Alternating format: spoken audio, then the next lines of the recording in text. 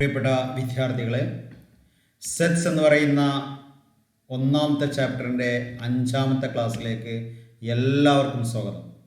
ഇന്ന് നമ്മൾ ഡിസ്കസ് ചെയ്യാൻ പോകുന്നത് ഇൻ്റർവെൽസിനെ കുറിച്ചാണ്. റിയൽ നമ്പേഴ്സിൻ്റെ സബ്സെറ്റുകളാണ് ഇൻ്റർവെൽ എന്ന് പറഞ്ഞാൽ. ഇനി എന്താണ് ഇൻ്റർവെൽ നമുക്ക് നോക്കാം. ഇപ്പോൾ 2 റിയൽ നമ്പർ എടുത്തു, എയും ബിയുമാണ്. A comma B belongs to R എന്ന് പറഞ്ഞാൽ അതിൻ്റെ അർത്ഥം എന്താണ്? എയും ബിയും 2 റിയൽ നമ്പറാണ്. ഏതെങ്കിലും 2 റിയൽ നമ്പറാണ്. ഒരു കണ്ടീഷൻ പറഞ്ഞെന്താ, എ എന്ന് പറഞ്ഞാൽ ബിനേക്കാളും ചെറുതാണ്.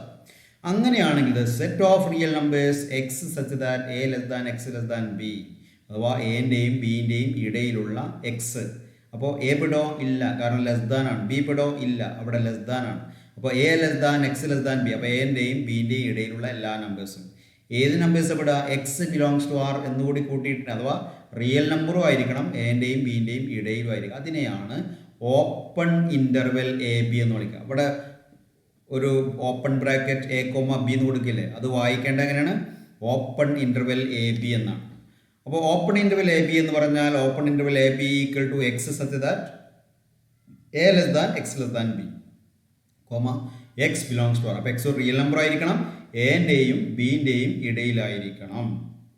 എ പെടോ ഇല്ല, ബി പെടോ ഇല്ല. ഒരു എക്സാമ്പിൾ നോക്കുക. Open interval 1 3 equal to X such that 1 less than X less than 3 X belongs to R. അപ്പോൾ ഓപ്പൺ ഇൻ്റർവെൽ 1 3യെ നമ്മളൊരു സെറ്റ് ബിൽഡർ ഫോമിൽ പറഞ്ഞു. ഏതൊക്കെ എലമെൻ്റ് ആണ് ഓപ്പൺ ഇൻ്റർവെൽ 1 3 ഉണ്ടാവുക? 1ൻ്റെയും 3ൻ്റെയും ഇടയിലുള്ള എക്സുകളാണ്. പിന്നെ ആ എക്സ് എന്തായിരിക്കണം? റിയൽ നമ്പർ ആയിരിക്കണം. അപ്പോൾ ഇവിടെ ഒരു പ്രത്യേകത, ഇപ്പോൾ സെറ്റ് തന്നിരിക്കുന്നത് സെറ്റ് ബിൽഡർ ഫോമിലാണ് അല്ലേ. ഇതിനെ നമുക്ക് റോസ്റ്റർ ഫോമിലേക്ക് കൺവേർട്ട് ചെയ്യാൻ പറ്റില്ല. കാരണം 1ൻ്റെയും 3ൻ്റെയും ഇടയിലുള്ള റിയൽ നമ്പർ ഏതൊക്കെ? പറഞ്ഞേ, 1.1 1.01 1.001 1.2 1.02 1.00003 ഇങ്ങനെ ഒരുപാട് നമ്പറില്ലേ 1ൻ്റെയും 3ൻ്റെയും ഇടയിൽ. 2.1 2.02 2.00003 അല്ലേ. ഇങ്ങനെ ഒരുപാട് നമ്പർ. ഒരു ഓർഡർ ഉണ്ടോ? ഇല്ല. അപ്പോൾ നമുക്ക് ഇതിൻ്റെ റോസ്റ്റർ ഫോം എന്താ ചോദിച്ചാൽ 1 കഴിഞ്ഞാൽ ആദ്യത്തെ നമ്പർ ഏതാ? റിയൽ നമ്പറിൽ. അതുപോലെ നമുക്ക് പറയാൻ പറ്റില്ല. 1.1 എന്ന് പറയാൻ പറ്റുമോ? അതിനേക്കാൾ അടുത്താണ് ഇത് 1.01, അതിനേക്കാളും അടുത്താണ് ഇത് 1.001. അപ്പോൾ ഇതിനെ ഒരു റോസ്റ്റർ ഫോമിൽ കൺവേർട്ട് ചെയ്യാൻ പറ്റില്ല. പകരം ഇത് സെറ്റ് ബിൽഡർ ഫോമിലാണ് ഇങ്ങനെ റെപ്രസെൻറ്റ് ചെയ്യുക. അപ്പോൾ ചില സമയത്ത് ചില സെറ്റുകളെ സെറ്റ് ബിൽഡർ ഫോമിൽ മാത്രമേ റെപ്രസെൻറ്റ് ചെയ്യാൻ പറ്റുള്ളൂ. അപ്പോൾ ഓപ്പൺ ഇൻ്റർവെൽ 1 3 എന്ന് പറഞ്ഞാൽ എന്താ? 1ഉം 3യും പെടോ ഇല്ല, പിന്നെ അത് റിയൽ നമ്പർ ആയിരിക്കും. അപ്പോൾ open interval 1 3 equal to X such that 1 less than X less than 3 X belongs to R ആയിരിക്കണം. ഇനി രണ്ടാമത്തെ ടൈപ്പ് ഇൻ്റർവെൽ നോക്കുക. The interval which contains the end points. നേരത്തെ എൻഡ് പോയിന്റ് പെട്ടിരുന്ന 1ഉം 3യും പെട്ടിരുന്നില്ല. ഇനി പറയാൻ പോകുന്നത് പെടും. അതിന് പറയുന്ന പേരാണ് closed interval and it is denoted by closed. ആ ബ്രാക്കറ്റ് കൊടുക്കുക എ ബി. അപ്പോൾ നേരത്തെ ഉള്ള ബ്രാക്കറ്റ് ഓപ്പൺ ബ്രാക്കറ്റ് ആയിരുന്നു, ഇവിടെ ക്ലോസ്ഡ് ആണ്. ആ ബ്രാക്കറ്റിൻ്റെ വ്യത്യാസം നമ്മൾ പ്രത്യേകം പഠിക്കുക. മുകളിലുള്ളത് ഓപ്പൺ ഇൻ്റർവെൽ 1 3 ആണെങ്കിൽ ഇപ്പോൾ ഉള്ളത് ക്ലോസ്ഡ് ഇൻ്റർവെൽ എ ബി എന്നാണ് വായിക്കേണ്ടത്. അപ്പോൾ എന്താണ് വായിക്കേണ്ടത്? Closed interval A B. എന്താ ക്ലോസ്ഡ് ഇൻ്റർവെൽ എ ബിയുടെ പ്രത്യേകത? എൻ്റെയും ബിൻ്റെയും ഇടയിലുള്ള എല്ലാ റിയൽ നമ്പറും പെടും, എയും ബിയും പെടും. ഓപ്പൺ ഇൻ്റർവെൽ എ ബി എന്ന് പറഞ്ഞാലോ എൻ്റെയും ബിൻ്റെ ഇടയിലുള്ള എല്ലാം പെടും, പക്ഷേ എയും ബിയും പെടില്ല. ക്ലോസ്ഡ് ആകുമ്പോൾ എയും ബിയും പെടും, അതിനിടയിൽ ഉള്ളതും പെടും. അപ്പോൾ ക്ലോസ്ഡ് ഇൻ്റർവെൽ എ ബി എന്ന് പറഞ്ഞാൽ X such that A less than or equal to. നേരത്തെ ലെസ് ദാൻ ആയിരുന്നു അല്ലേ, ഓപ്പൺ ഇൻ്റർവെൽ ആയപ്പോൾ ലെസ് ദാൻ ആയിരുന്നു. ഇവിടെയോ A less than or equal to X less than or equal to B and X ഒരു real നമ്പറും ആയിരിക്കണം. ഇപ്പോൾ ഒരു എക്സാമ്പിൾ നോക്കുക. ക്ലോസ്ഡ് ഇൻ്റർവെൽ 1 3 അങ്ങനെ അതിൻ്റെ സെൽ ബിൽഡർ ഫോമിലുള്ള റെപ്രസെൻറ്റേഷൻ എന്താ? X such that 1 less than or equal to X less than or equal to 3 എന്ന് പറഞ്ഞാൽ അതിൻ്റെ അർത്ഥം എന്താ? 1ഉം 3യും പെടും, 1ൻ്റെയും 3ൻ്റെയും ഇടയിലുള്ളതല്ല. ഏതാണെന്നുള്ള ഒരു കണ്ടീഷൻ തരുന്നുണ്ട്. X belongs to R, X ഒരു റിയൽ നമ്പറും ആയിരിക്കണം. ഇതാണ് ക്ലോസ്ഡ് ഇൻ്റർവെൽ എന്ന് പറഞ്ഞാൽ. ഇനി ഒരു നോക്കുക, ഒരു ഭാഗത്ത് ക്ലോസ്ഡ് ആണ്, വേറെ ഭാഗത്ത് ഓപ്പൺ ആണ് അല്ലേ. അപ്പോൾ ഇനി നമുക്ക് വളരെ സിമ്പിളായി പറയാം. ക്ലോസ്ഡ് ഭാഗത്ത് അത് പെടും, ഓപ്പണിലെ ഭാഗത്ത് അത് പെടോ അല്ല. അപ്പോൾ ക്ലോസ്ഡ് എ ഓപ്പൺ ബി എന്ന് പറഞ്ഞാൽ equal to X such that A less than or equal to A പെടൂലേ, കാരണം അവിടെ ക്ലോസ്ഡ് ആണ്. എക്സ് പിന്നെ അപ്പുറത്ത് ഓപ്പൺ ആണ്, അപ്പോൾ ബി പെടും അല്ല, അവിടെ ലെസ് ദാൻ മതി. Less than or equal to വേണോ? വേണ്ട. പിന്നെ എക്സ് റിയൽ നമ്പർ ആയിരിക്കും. Is an open interval from A to B including A but excluding B. A പെടും, ബി പെടോ അല്ലെ, എക്സ്ക്ലൂഡ് ആണ് അല്ലേ. ഇപ്പോൾ ഒരു എക്സാമ്പിൾ നോക്കുക. Closed two open 5. അപ്പോൾ അവിടെ 2 പെടും, 5 പെടോ ഇല്ല. അപ്പോൾ 2 less than or equal to X less than 5 ആണ്. ഒരു ഭാഗത്ത് ക്ലോസ്. തിരിച്ചും നമുക്ക് വെക്കാം. ഇപ്പം നേരത്തെ ക്ലോസ്ഡ് ആദ്യത്തിലായിരുന്നു, ഇനി ക്ലോസ് അവസാനം എടുത്ത് നോക്കുക. അപ്പോൾ ഓപ്പൺ എ ക്ലോസ്ഡ് ബി അഥവാ എക്സ് എന്ന് പറഞ്ഞാൽ A less than X less than equal to B എന്ന് പറഞ്ഞാൽ എ പെടോ പെടൂല, ബി പെടോ പെടും. കാരണം ബീൻ്റെ അവിടെയാണ് ആ പെടുന്ന ആ ക്ലോസ്ഡ് ബ്രാക്കറ്റ് ഉള്ളത് അല്ലേ. അപ്പോൾ is an open interval from it including B but excluding A. ഒരു എക്സാമ്പിൾ നോക്കുക. Open two closed 5 X such that 2 less than or equal to X less than or equal to 2 less than X less than or equal to 5. 2 പെടും 5 2 പെടോ ഇല്ല, 2 പെടൂല 5 പെടും അല്ലേ. അപ്പോൾ X such that 2 less than X less than or equal to 5 എന്ന് പറഞ്ഞാൽ 2 പെടൂല 5 പെടും, പിന്നെ അതിൻ്റെ ഇടയിലുള്ളതും പെടും. പിന്നെ ഇതൊരു റിയൽ നമ്പർ ആയിരിക്കും, അവിടെ നമുക്ക് എക്സ് ബിലോങ്സ് ടു ആർ എന്ന് കൊടുക്കാവുന്നതാണ്. ഓക്കെ. അപ്പോൾ ഇനി അങ്ങനെയാണെങ്കിൽ റിയൽ നമ്പേഴ്സ് എന്ന് പറഞ്ഞാൽ അതിനെ എങ്ങനെ ഒരു ഇൻ്റർവെൽ ആക്കി കൊടുക്കാം? മൊത്തം റിയൽ നമ്പർ, ലോകത്തുള്ള മൊത്തം റിയൽ നമ്പർ തന്നെ ഏതാ? ഒരു നമ്പർ ലൈനിലുള്ള അല്ലേ, എവിടുന്ന് കൂടും മൈനസ് കോടി മുതൽ പ്ലസ് കോടി വരെ വരും അല്ലേ, അതിനോട് എല്ലാം പെടും. അപ്പോൾ അതിനെ നമുക്ക് വളരെ സിമ്പിളായിട്ട് open interval minus infinity to infinity എന്ന് കൊടുത്തൂടെ? കാരണം എന്താ, ഇൻഫിനിറ്റി എന്ന് പറഞ്ഞാൽ റിയൽ നമ്പർ ആണോ? അല്ല. എന്നാൽ ഇൻഫിനിറ്റി തൊട്ടുപ്പുറത്ത് ഏതൊരു നമ്പർ റിയൽ നമ്പറാണ്. ഇപ്പോൾ ഇൻഫിനിറ്റി എന്ന് പറയുന്നത് പോലെ എന്താണ്, ലോകത്തുള്ള ഏറ്റവും വലിയ സംഖ്യയാണ്, പക്ഷെ അത് റിയൽ നമ്പർ അല്ല. വലിയ സംഖ്യയെ കാണിക്കാനുള്ളൊരു കൺസെപ്റ്റാണ് ഇൻഫിനിറ്റി എന്ന് പറയുന്നത്. അത് നമ്പറാണോ? അല്ല. നമ്പറാണെങ്കിൽ നമുക്ക് എന്താ പറയാം, ഒരു 5 ഇൻഫിനിറ്റി അരി അല്ലെങ്കിൽ 5 ഇൻഫിനിറ്റി നീളമുള്ള പിന്നെ എന്തെങ്കിലും വസ്തു ചോദിക്കാൻ പറ്റുമോ? ഇൻഫിനിറ്റി എന്ന് പറഞ്ഞാൽ റിയൽ നമ്പറാണോ? അല്ല. 5 മീറ്റർ നമുക്ക് ചോദിക്കാം, 10 മീറ്റർ ചോദിക്കാം, 1000 മീറ്റർ ഒരു സാധനം ചോദിക്കാം, കോടി മീറ്റർ ഒരു സാധനം ചോദിക്കാം. പക്ഷേ ഇൻഫിനിറ്റി മീറ്റർ നമ്മൾ ചോദിക്കാറുണ്ടോ? ഇല്ല. കാരണം ഇൻഫിനിറ്റി റിയൽ നമ്പറാണോ? അപ്പോൾ ഇൻഫിനിറ്റി പെടുമോ? പെടൂല.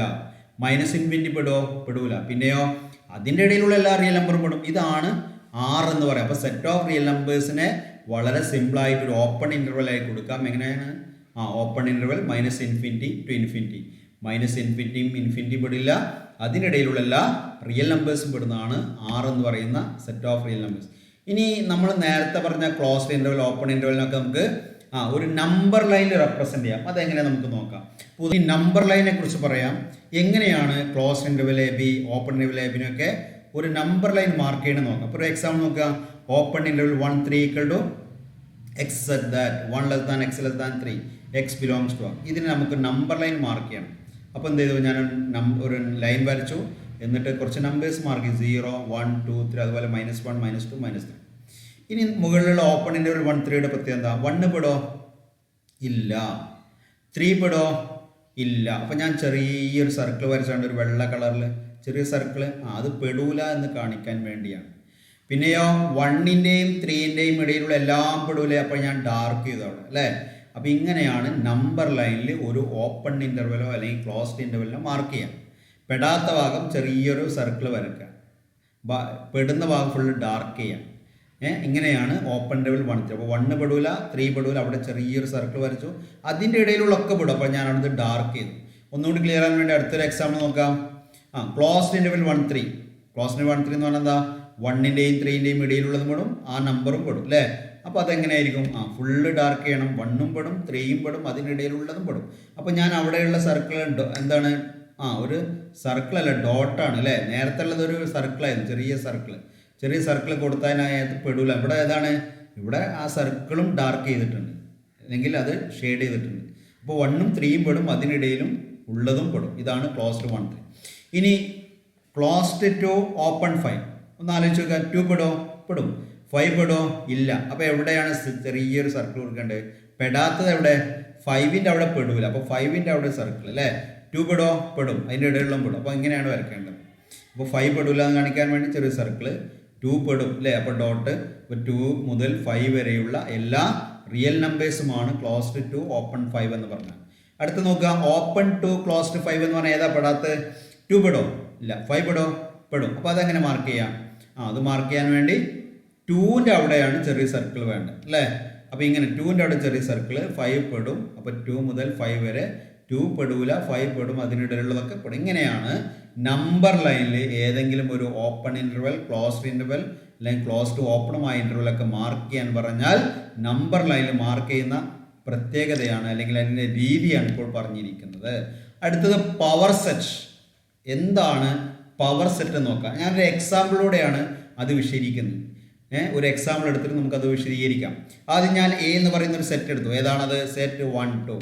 അതിൻ്റെ എല്ലാ സബ്സെറ്റുകളും എന്ന് പറയും. എന്താ സബ്സെറ്റ് എന്ന് പറഞ്ഞാൽ എന്താ? എ ഒരു സെറ്റ് എയുടെ സബ്സെറ്റ് ആണെങ്കിൽ ആ സെറ്റുകളൊക്കെ എയിൽ ഉണ്ടായിരിക്കണം. അപ്പോൾ ഒരു സബ്സെറ്റ് ഏതാ? സെറ്റ് 1. കാരണം സെറ്റ് 1-ലുള്ളൊക്കെ എയിലില്ലേ? ഉണ്ട്. മറ്റൊരു സബ്സെറ്റ് ഏതാ? സെറ്റ് 2. സെറ്റ് 2-ലൊക്കെ എയിലില്ലേ? ഉണ്ട്. വേറെ സബ്സെറ്റ് ഏതാ? സെറ്റ് 1 2. സെറ്റ് 1 2-ലുള്ളൊക്കെ ഏതുണ്ട്? എയിലുണ്ട് അല്ലേ? വേറൊരു സബ്സെറ്റ് ഏതാ? Null set. കാരണം എന്താ? നൾ സെറ്റ് ഏതൊരു സെറ്റിൻ്റെയും സബ്സെറ്റ് ആണെന്ന് പറഞ്ഞിരുന്നു അല്ലേ? സബ്സെറ്റ് പറഞ്ഞപ്പോൾ നമ്മൾ പറഞ്ഞൊരു സംഗതിയാണ്, ഒരു സെറ്റ് ആ സെറ്റിൻ്റെ തന്നെ സബ്സെറ്റ് ആയിരിക്കും. ഇപ്പോൾ ഉദാഹരണത്തിന് A subset of A, B subset of B, C subset of C, set 1 2 subset of set 1 2, set 1 2 3 subset of set 1 2 3. ഇത് നമ്മൾ ആ സമയത്ത് പറഞ്ഞത്. അപ്പോൾ എന്താണ്? ഏതൊരു സെറ്റും അതിൻ്റെ സബ്സെറ്റ് ആയിരിക്കും. പിന്നെ എന്താ പറഞ്ഞത്? നൾ സെറ്റ് ഏതൊരു സെറ്റിൻ്റെ സബ്സെറ്റ് ആണ്. ഏത് സെറ്റ് എടുത്താലും അതിൻ്റെ സബ്സെറ്റ് ഏതൊക്കെ ചോദിച്ചാൽ ഒന്നേതാണ്? നൾ സെറ്റ് ആണ്. വേറൊന്ന് ഏതാണ്? ആ സെറ്റ് തന്നെയാണ്. ഇപ്പോൾ ഉദാഹരണത്തിന് ബീൻ്റെ സബ്സെറ്റ് അത് ബി ഇതിൽ പറഞ്ഞിട്ടില്ല. ബി എന്ന് പറയുന്ന ഒരു ക്വസ്റ്റ്യൻ ആയിരിക്കുക 1 2 3 4 8 അതിൻ്റെ സബ്സെറ്റ് പറഞ്ഞാൽ രണ്ടെണ്ണം പെട്ടെന്ന് പറയാം. ഒന്ന് ബി എന്ന് പറയുന്ന സെറ്റും മറ്റൊന്ന് ഏതാണ്? നൾ സെറ്റും. അപ്പോൾ ഏതൊരു സെറ്റിൻ്റെയും സബ്സെറ്റ് ചോദിച്ചാൽ ഒന്ന് ആ സെറ്റും മറ്റൊന്ന് നൾ സെറ്റുമാണ്. ഓക്കെ. അപ്പോൾ ഇവിടെ എ = 1 2 എന്ന് പറയുന്ന സെറ്റിൻ്റെ എല്ലാ സബ്സെറ്റും എഴുതാൻ പറഞ്ഞാൽ ഒന്ന് സെറ്റ് 1 ഉണ്ട്, വേറൊരു സബ്സെറ്റാണ് സെറ്റ് 2, വേറൊരു സബ്സെറ്റാണ് സെറ്റ് 1 2, വേറൊരു സെറ്റാണ് നൾ സെറ്റ്. ഇതിനെ ഞാൻ ഒരു സെറ്റിനുള്ളിലാക്കി കൊടുക്കുക. എന്താണ്? എല്ലാ സബ്സെറ്റുകളെയും ഒരു സെറ്റിൻ്റെ ഉള്ളിലാക്കി കൊടുക്കുക എന്ന് പറഞ്ഞാൽ സ്റ്റാർട്ടിങ്ങിൽ അവസാനം ബ്രാക്കറ്റ് ഇട്ട് കൊടുക്കുക. ഇതിനെയാണ് പവർ സെറ്റ് എന്ന് പറയുക. എന്താണ്? ഒരു സെറ്റിൻ്റെ എല്ലാ സബ്സെറ്റുകളെയും ഒരു സെറ്റിൻ്റെ ഉള്ളിലാക്കി കൊടുക്കുന്നതിനാണ് പവർ സെറ്റ് എന്ന്. അപ്പോൾ അങ്ങനെയാണെങ്കിൽ പവർ സെറ്റ് എന്താ? The set of all subsets of A, the set of all subsets of A is called the power set of A. എന്താണ്? എ എന്ന് പറയുന്ന സെറ്റിൻ്റെ എല്ലാ സബ്സെറ്റുകളുടെയും സെറ്റ്, ഒരു സെറ്റിൻ്റെ എല്ലാ സബ്സെറ്റുകളുടെയും സെറ്റിനാണ് പവർ സെറ്റ് എന്ന് പറയുക. അതിന് നൊട്ടേഷനാണ്, അതിനെ ഡിനോട്ട് ചെയ്യുക അഥവാ സൂചിപ്പിക്കുന്നതാണ് പി ഓഫ് എ. അത് വായിക്കേണ്ടത് പി ബ്രാക്കറ്റ് എ എന്നുള്ള അത് വായിക്കേണ്ടത് എങ്ങനെയാണ്? P of A. എന്താണ്? P of A. But the set of all subsets of A is called the power set of A and it is denoted by P of A. അപ്പോൾ നമുക്ക് ഇങ്ങനെ പറയാം, the power set of A, എയുടെ power set എന്ന് പറഞ്ഞാൽ അതിന് notation P of A equal to എന്ന് പറയുന്ന set 1, set 2, set 1 2, null set. അപ്പോൾ എന്താണ് പവർ സെറ്റ് എന്ന് പറഞ്ഞാൽ? എന്താണ്? ഒരു സെറ്റിൻ്റെ എല്ലാ സബ്സെറ്റുകളുടെയും സെറ്റിനെയാണ് പവർ സെറ്റ് എന്ന് പറയുന്നത്. ഇനി നമുക്കൊരു ക്വസ്റ്റ്യൻ നോക്കാം. B = set 1 2 3 write its power set. ഇതിൻ്റെ പവർ സെറ്റ് ചെയ്താൽ അപ്പോൾ എന്താ ചെയ്യേണ്ടത്? ഇതിൻ്റെ എല്ലാ സബ്സെറ്റും എടുക്കുക, അതിനൊരു ബ്രാക്കറ്റിനുള്ളിൽ കൊടുത്താൽ അതിൻ്റെ പവർ സെറ്റായി. ആദ്യം എങ്ങനെയാണ് അതിൻ്റെ നൊട്ടേഷൻ? പി ഓഫ് പി എന്നല്ലേ? അപ്പോൾ നമുക്ക് ഇങ്ങനെ കൊടുക്കാം പവർ സെറ്റ് ഓഫ് പി അഥവാ പി ഓഫ് പി എന്ന് പറഞ്ഞാൽ ആദ്യം ഒരു എലമെൻ്റുള്ള എല്ലാ സബ്സെറ്റുകളും എടുക്കുക. ഒരു എലമെൻ്റുള്ള സബ്സെറ്റ് ഏതൊക്കെ? സെറ്റ് 1, പിന്നെ അതാ സെറ്റ് 2, പിന്നെ അതാ സെറ്റ് 3. ഇനി രണ്ട് എലമെൻ്റുള്ള എല്ലാ സബ്സെറ്റ് എടുക്കുക. Set 1 2, set 1 3, set 2 3. ഇനി ഉണ്ടോ? ഈ സെറ്റ് പറഞ്ഞു അല്ലേ? 1 2 എന്ന് പറഞ്ഞാലും 2 1 എന്ന് പറഞ്ഞാൽ സെയിം ആണ്, ഓർഡർ ഇമ്പോർട്ടൻ്റ് അല്ല. അപ്പോൾ സെറ്റ് 1 3 എന്ന് പറഞ്ഞാലും 3 1 എന്ന് പറഞ്ഞാൽ സെയിം ആണ്. അപ്പോൾ 3 1 എടുക്കേണ്ടിയുണ്ടോ? ഇല്ല. അപ്പോൾ 1 2 എടുക്കണം, 1 3 എടുക്കണം, 2 3 എടുക്കണം, 2 3 എടുക്കാം, പിന്നെ വീണ്ടും 3 2 എടുക്കണം. വേണ്ട, കാരണം 2 3 3 2 സെയിം ആണ്. അപ്പോൾ രണ്ട് എലമെൻ്റുള്ള എല്ലാ സബ്സെറ്റ് എടുത്ത് ഇനി 3 എലമെൻ്റ് സബ്സെറ്റ് ആ സെറ്റ് തന്നെ അല്ലേ? ഏതാ? സെറ്റ് 1 2 3. ഇനി ഏതാ സബ്സെറ്റ്? Null set. അപ്പോൾ ബിയുടെ എല്ലാ സബ്സെറ്റുകളെയും ഒരു സെറ്റിനുള്ളിൽ കൊടുക്കുന്നതിനെയാണ് പവർ സെറ്റ് എന്ന് പറയുക. അപ്പോൾ ഇതൊക്കെയാണ് power set. Set 1, set 2, set 3, set 1 2, set 1 3, set 2 3, set 1 2 3 null set. അടുത്ത ഇതേപോലെ ക്വസ്റ്റ്യൻ നോക്കുക. C = set 1 write each power set. C എന്ന് പറഞ്ഞ സെറ്റ് ഏതാ? 1. അതിൻ്റെ എല്ലാ പവർ സെറ്റ് ഒന്നേതാ? ഇന്ന് ആ സെറ്റ് തന്നെ അതിൻ്റെ സബ്സെറ്റാണ്. മറ്റൊന്ന് ഏതാ? Null set. ആകെ രണ്ട് എലമെൻ്റേ ഉണ്ടാവുള്ളൂ അല്ലേ? അപ്പോൾ പവർ ഓഫ് സി അല്ലെങ്കിൽ പി ഓഫ് സി എന്ന് പറഞ്ഞാൽ എന്താണ്? ഒന്ന് സെറ്റ് ആ സെറ്റ് ഉണ്ടാവും, പിന്നെ നൾ സെറ്റ് ഉണ്ട്. വേറെ ഉണ്ടോ? ഇല്ല. അപ്പോൾ രണ്ട് എലമെൻറ്റ്സ് ആണുള്ളത്. അപ്പോൾ നമുക്ക് പവർ സെറ്റ് കുറച്ച് എക്സാമ്പിൾ പറഞ്ഞു. ഇനി നോക്കുക, നമുക്ക് നോട്ടായിട്ട് ഒരു കാര്യം ഇവിടെ പറയാനുണ്ട്. നേരത്തെ പറഞ്ഞ ക്വസ്റ്റ്യനിൽ എയിൽ എത്ര എലമെൻ്റ് ഉണ്ടായിരുന്നു? 2 എലമെൻ്റ് ആണ് ഉണ്ടായിരുന്നത് അല്ലേ? എയിൽ 2 എലമെൻ്റ് ആണ് ഉണ്ടായിരുന്നത്. അതിൻ്റെ പവർ സെറ്റിൽ എത്ര എലമെൻ്റ് ഉണ്ടായിരുന്നു? നേരത്തെ ചെയ്തില്ലേ? ഏതാ? സെറ്റ് 1 2 എന്ന് പറയുന്ന ക്വസ്റ്റ്യൻ അല്ലേ? അതിൽ എത്ര പവർ സെറ്റ് എത്ര ഉണ്ടായിരുന്നു? അതിൻ്റെ പവർ സെറ്റിൽ 4 എലമെന്റ് ഉണ്ടായിരുന്നു. ഇതുപോലെ ബി എന്ന് പറയുന്ന എലമെന്റ് ഏതാ? ബി എന്ന് പറയുന്ന സെറ്റ് ഏതാ? സെറ്റ് 1 2 3. അതിന്റെ power settle N of B എന്ന് പറഞ്ഞാൽ ബിയിലുള്ള നമ്പർ ഓഫ് എലമെന്റ്. ബിയിൽ എത്ര എലമെന്റ് ഉണ്ട്? 3. അതിന്റെ പവർ സെറ്റിൽ എത്ര എലമെന്റ് ഉണ്ട്? ഒന്ന് എണ്ണി നോക്കുക. സെറ്റ് 1 1, സെറ്റ് 2 2, സെറ്റ് 3 3, സെറ്റ് 1 2 നാലാമത്തത്, സെറ്റ് 1 3 അഞ്ചാമത്, സെറ്റ് 2 3 ആറാമത്, സെറ്റ് 1 2 3 ഏഴാമത്തത്, നൾ സെറ്റ് 8 ഉണ്ട് അല്ലേ? അപ്പൊ പി ഓഫ് ബിയുടെ number of element, N of P of B എന്ന് പറഞ്ഞാൽ എന്താണ്? പവർ സെറ്റിലെ എലമെന്റിന്റെ എണ്ണം, അതാണ് N of P of B. അത്ര 8 അല്ലേ? സിയിൽ എത്ര എലമെന്റ് ഉണ്ട്? 1.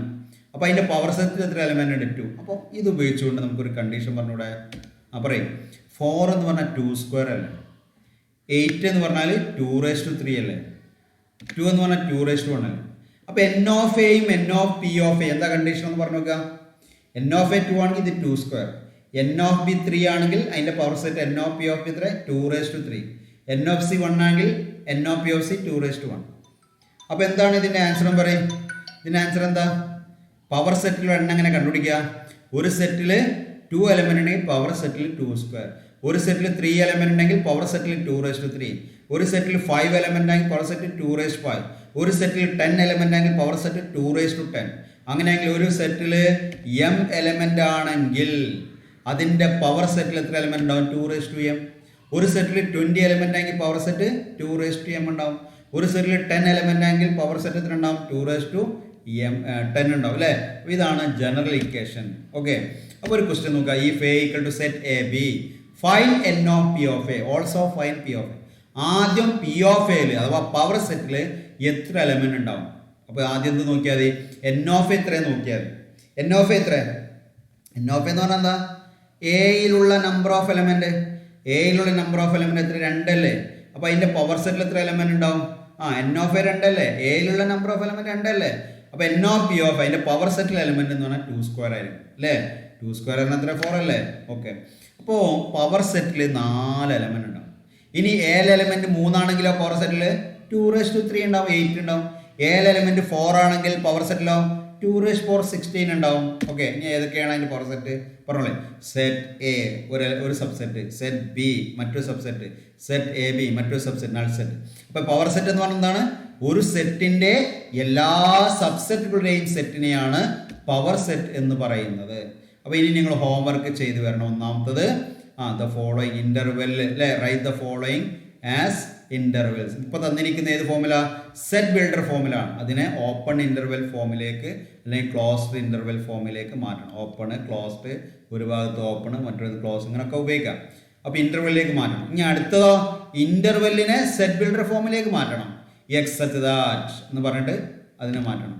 അടുത്ത ക്വസ്റ്റ്യനോ ഇതിൻ്റെയൊക്കെ പവർ സെറ്റ് കണ്ടുപിടിക്കാനാണ്. അപ്പോൾ ഇത് നിങ്ങൾ ഹോംവർക്ക് ചെയ്യണം. ഇതിന് മുമ്പുള്ളതൊക്കെ നിങ്ങൾ ചെയ്തു എന്ന് മനസ്സിലാക്കുന്നു. ഓക്കെ, അപ്പോൾ എല്ലാവരും ഉഷാറായിട്ട് പഠിക്കണമെന്ന് പ്രത്യേകം സൂചിപ്പിക്കുകയാണ്.